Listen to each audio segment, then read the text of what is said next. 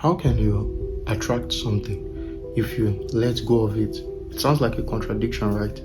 But no, actually, this is me breaking down the law of attraction and the law of detachment and how they actually correlate with each other rather than what people think as they are contradictory. You see, in psychology, there's a law called the law of attraction. The law of attraction states that you would attract into your life the people, the situations, and the circumstances that are in harmony with your dominant thoughts. And the law of detachment, there's a second law, another law called the law of detachment. The law of detachment states that in order for you to achieve your desires, you will need to release yourself from the attachment to the results or to the outcome.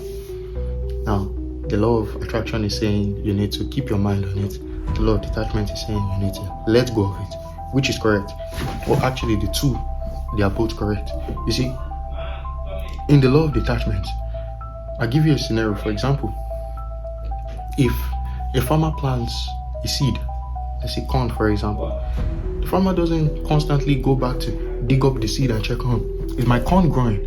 And then he comes back. The next day he digs again. Is my corn? No, that's not how he plants the corn. But what the farmer would do is the farmer will water the corn. The farmer would set the corn in a place where it can see sunlight so that photosynthesis could occur. And the farmer would constantly keep watering and weeding away weeds from the plant. That's what the farmer would do. Or the same way you want to do with your mind. If you want to achieve success, you want to procure to you everything that you desire in life, what you want to do is you keep your mind on what you want, on attracting positive people, situations, and circumstances that are in harmony with your thoughts.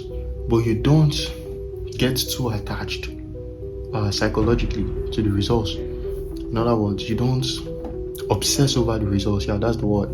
Don't obsess. You don't, oh, I want this so bad. I want this so. It's like, oh, if I don't get this, I'm going to. Have you ever seen people that are obsessive over other individuals?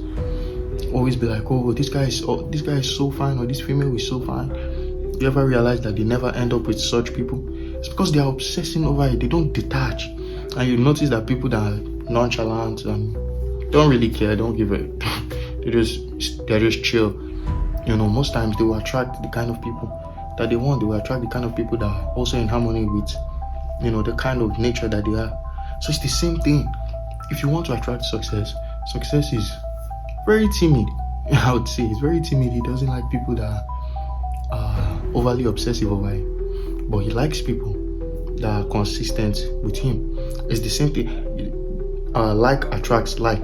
If you are working in accordance with success, then you would also procure to you things that are in harmony with success. In terms of frequencies, we would say that if this is the plane, the higher plane of frequency of successful people, and you are in this plane of frequency, that means you are thinking, your thoughts are in this plane of frequency, and this is the plane of frequency that you want to be in. If you continue in this plane of frequency, you would be having momentum, but you are not having growth. So in other words, you are not able to ascend to the kind of frequency that you want.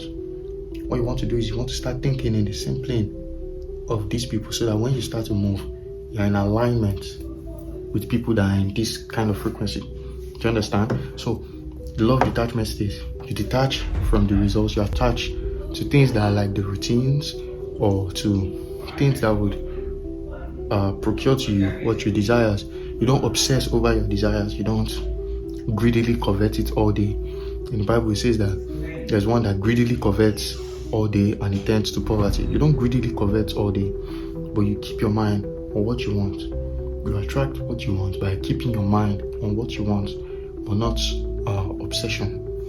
You focus on what you want, and then you bring into your life the situations, the people, and the circumstances that are in harmony with your dominant thoughts.